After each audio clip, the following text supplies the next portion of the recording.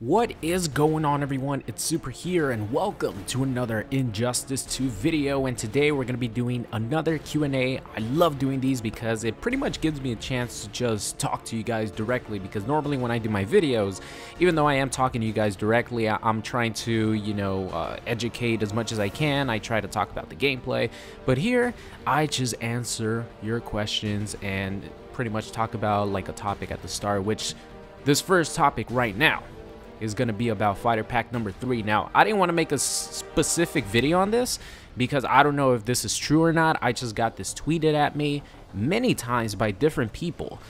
So let's get down to business. Before I answer the questions, let's talk about this fighter pack 3 stuff. And of course, as always, if you guys do enjoy these Q&A videos, leave a like rating. It always helps out. So you guys know that E-League was happened yesterday. There was a lot of crazy matches, a lot of fun. Injustice, like high level Injustice, is a lot of fun in my opinion to watch. And there were some absolutely crazy matches, a lot of upsets in E-League, which has made it very entertaining. You know, it's not just Sonic Fox winning, it's a lot of different people going for the prize now. So it's been really fun watching E-League. But you guys know the E-League Twitter tweeted out that next week we're gonna get a reveal for fighter pack number 3 during the E-League finals. The final 4 players are gonna battle it out for $250,000. So we already know this, but people were sending me this screenshot right here. So I'll put it up on the screen. Do you guys notice any difference in the screenshot? Do you guys notice any difference? There's actually a clock in the background signifying the Doomsday Clock. You know, this big comic by Jeff Johns is going to be coming out where the Watchmen are going to, sort of come together with the DC universe. And the story is based around Superman and Dr. Manhattan. And people were sending me this saying that E-League deleted this post and then reposted the same thing pretty much, but without the Doomsday Clock in the background. Now, the reason I'm not making a specific video on this, like I mentioned, is because I don't know if this is true, but I did get sent by multiple people. And let me just say that I already expected a Watchmen character to make it just because of all the teases from Ed Boon. And, I think Rorschach is the most likely candidate. But Doomsday Clock is very, very, very focused on Dr. Manhattan. So if this is actually true that they deleted this post, maybe because it was too much of an obvious thing. I mean, come on, if you have the Doomsday Clock there, it's so obvious that a Watchmen character is gonna make it. Check this combo out, by the way. Let's put some respect on this. Oh my god, this poor guy had not that much gear on. I don't care about the damage. The combo is sick. I love that combo that I came up with the legendary gear for Flash. But like I mentioned, if this is true, pretty much guarantees a Watchmen character. Maybe that's why I deleted it if they had posted this. Again, don't want to say this is facts, but someone took a screenshot with their phone when this went up. So just wanted to mention this at the start of the video. If this is true, Watchmen character pretty much guaranteed, and most likely candidate is Rorschach. Now, the big surprise, and this character that might be like a unique character fight style in any like fighting game, if that's Dr. Manhattan, I will seriously lose. I will lose it. I will lose my, I can't say the word. I can't say the word because G-rated YouTube. You know how it is. I will lose it if it's Dr. Manhattan. I know a lot of you guys think that he can't make it, mostly because of the gear. I've seen a lot of people say that they want Dr. Manhattan to make it. It's just, the gear is an issue. What the hell is he gonna wear, right? So we'll see. I think I think Rorschach is the one that's definitely gonna make it. But just wanted to throw this in here at the start.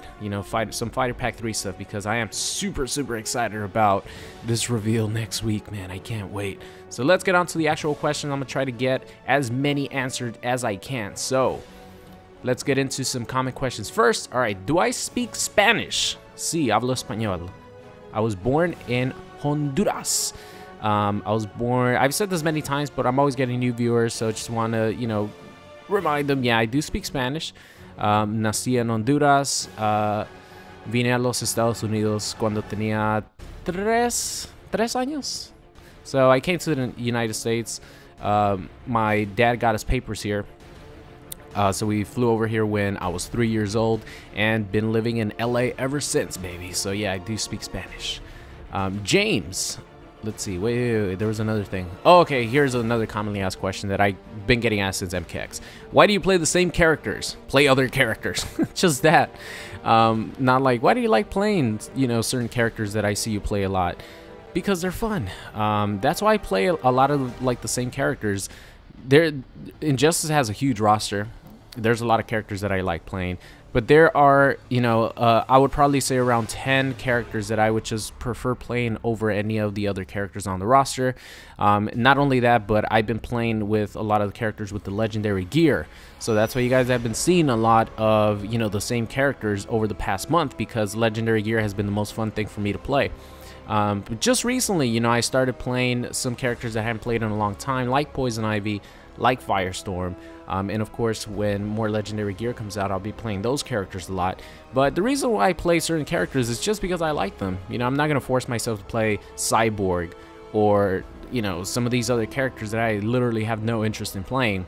And, you know, you can't please everybody with the character selection that you pick, but I will say that at least for, you know, a variety's sake, I think I'm pretty good on that department, because I do play everyone on the roster, excluding Darkseid, just because I really don't play on the PS4 as often, so I don't have practice with Darkseid. I probably should get on that just to like make a couple videos or just like know how to do basic stuff with him. But as far as like playing every other character in the game, like at least I know, you know, in some capacity, to play every character in the game, and I try to, you know, rotate around as many as I can, but I just definitely can't play all of them, and I can't, you know, please everyone. So if people don't like, you know, me playing with Batman a lot, or Flash, or of course Joker, you know, he's my favorite character to play with, you know, I can't help that. I'm just gonna play with the characters that I enjoy playing the most. So let's get to the questions here. James, will you ever play single-player story-based games like The Last of Us, Far Cry, any of those games? James, that is a good question. If there are any single-player games that I'm really interested in, I'll definitely do a playthrough, because doing playthroughs is actually a lot of fun. But I don't think that any of those games... Oh, I haven't played any of those games, and I know people are going to be like, what are you talking about? You're missing out. But honestly, like, really, I usually typically only play fighting games, and it's not because like I'm not interested in the other games. I just rather play fighting games than spend time playing the single player of those games. I'm not sure, I just never got around to playing those.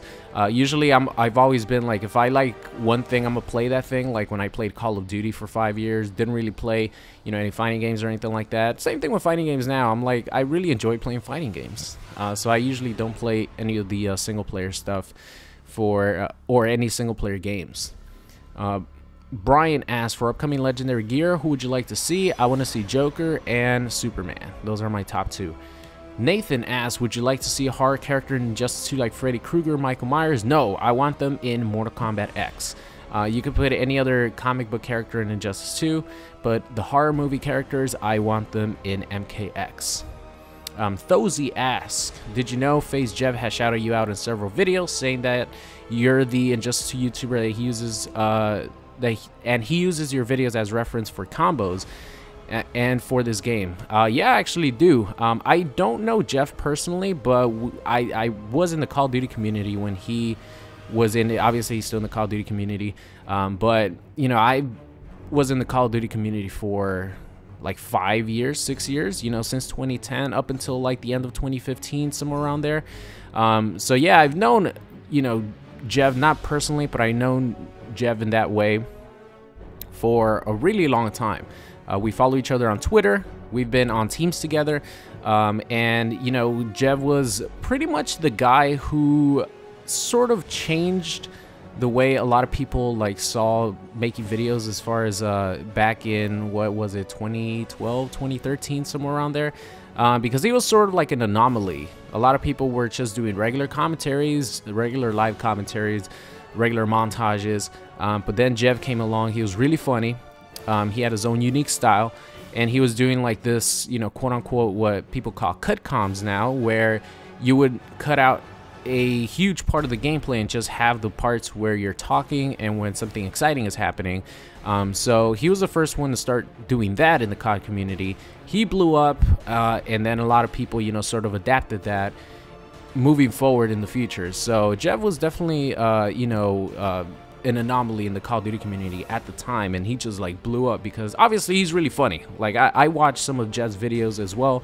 He's a really funny guy. He knows how to put videos together, and the fact that you know, he uses my Injustice videos as reference for like combos and, you know, just how to play the game, it is an honor that he uses my videos. I've actually talked to him on Twitter multiple times when MKX was new, talking about Aaron Black, stuff like that, because he actually did want to genuinely get good at Injustice and in MKX, but, you know, he doesn't have the time to do that, especially with Injustice, because let's be honest, Injustice is frustrating to play sometimes. Like, Injustice is very, very frustrating. You know, he played MKX up until MKXL, I believe. Like, he played MKX for a long time.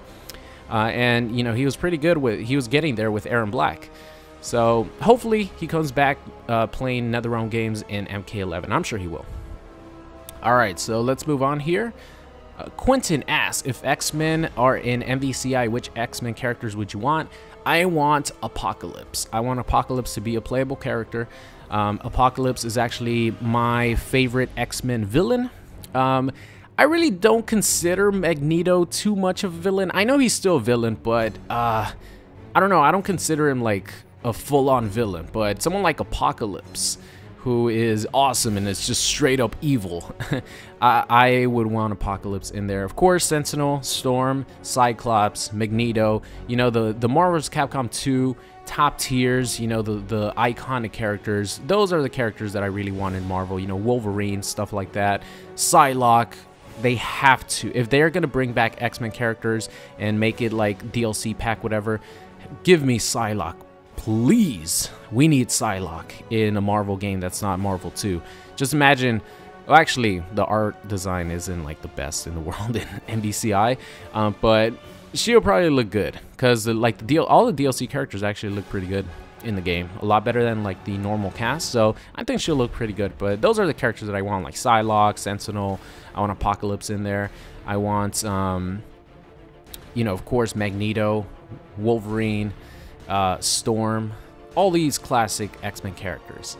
That Brick asks, do you think MK11 will have gear? Sadly, I do not think MK11 will have gear. Usually when NetherRealm incorporates something brand new to a fighting game via, you know, the variation system for MKX did not return in Injustice 2. And the gear system was a huge thing that they focused on in Injustice 2. I don't think it's going to return in MKX, but I'm sure, or MK11, but I'm sure that NetherRealm is going to come up with something very unique and something, you know, that's really cool that we haven't seen in a fighting game in MK11, because they always do. They always incorporate something that's brand new to fighting games, which I'm very excited to see what it's going to be. Let's see, next up here. All right, I'm Batman. Could you please hold on, can you please don't oh, okay. Could you please not put the characters for Fighter Pack 3 in the thumbnail of the trailer? Because you guys know I always share the trailer, I always upload it to my channel. And I mean, if you guys are subscribed to me, right, you're gonna be subscribed. You're gonna be subscribed to other YouTubers that do the same thing, that want to share the trailer, you know, and everything with their subscribers. So if I don't do it, you're gonna see it from, you know, 2-3 other YouTubers. So it's pretty much the same thing. I don't know, if I upload the raw trailer, I might just put like Fighter Pack 3, but you can't completely avoid it. It's either gonna be in the title or it's gonna be in the thumbnail. You know what I mean? Because you want people to click on your video instead of other people's videos. So there's like literally no way to like avoid it, unless you just have a blank screen and say just Fighter Pack 3 and stuff like that. No one's gonna click on that video. They're gonna go click on this other video that, you know, has a more appealing thumbnail of a character that's in there or something. I don't know. So it's kind of a double-edged sword in that department. Like, if you, even the Injustice like official YouTube channel they put the 3 characters front and center there, even if they have like introducing Fighter Pack 3. They have all 3 characters in the thumbnail. You know what I mean? It's just unavoidable. So I'm sorry. I don't know what to tell you on that one. James asked, which gear ability do you think is the best? I think I answered this one. The Black Adam ability, the Seth orbs, Seth strike, I think it's called, where all 3 of his orbs actually have a hitbox and they cause, you know, a hit stun, and they travel very slow across the screen. You could get full screen combos with Black Adam. It's crazy. And not only that, but it locks your opponent down because, you know, you're in block stun. M Slayer asks, can you do more videos with prod? It doesn't matter which game or channel you guys do it in. It's gonna be a lot of fun. Yeah, we actually have plans for me to do a video on his channel where I play like the first mission of Dark Souls 3, like the beginner trial. It's like an actual mission, but it's also a tutorial. It's like a first boss. So we still have to record that at some point, and you know, after that, then we could focus on something Injustice, because he already did a video with me on MKX. I need to do a video with him on Dark Souls, and then we'll focus on doing something for Injustice. I don't know if Injustice has like a good tutorial like MKX had, but yeah, definitely. We actually had planned to do streams together, but I don't know, like our setup right now is kind of small. It's not really built for that. But definitely in the future, we will do more things together. All right, last question here. Do you like competitive matches or matches with gear on and stats on in Injustice 2? I like competitive matches more to just, you know, to like really focus and play. Like in general, I like competitive matches more because you don't have that random factor of gear to worry about.